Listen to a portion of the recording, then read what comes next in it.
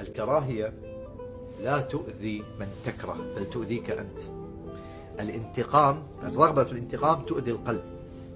الآن في الوضع الحالي لما أنا أكره شخص وأنام، أنا اللي أتأذى مش هو، لأن أنا اللي قاعد أكره. المشاعر تتعلق ارتباط وثيق بصاحبها، فلما أنا أكره أنا اللي أتأذى، ولما أنا عندي شعور بالانتقام أنا اللي أتأذى. ولكن علشان يقل شعورك هذا، في عندنا شماعات نحط عليها أخطائنا. شماعة الظروف، شماعة الحظ، شماعة النصيب، هذه كلها ما لها معنى. شماعة واحدة بس، أنت السبب. لما أنت توقفين وتقولين خلاص أنا هني لازم أعرف أن أنا إنسانة، أنا اللي أذيت نفسي، وبالتالي ما حد له ذنب اللي حصل لي، حتى هو نفسه اللي خدعني الذنب علي إني صدقته من دون بينة ولا دليل.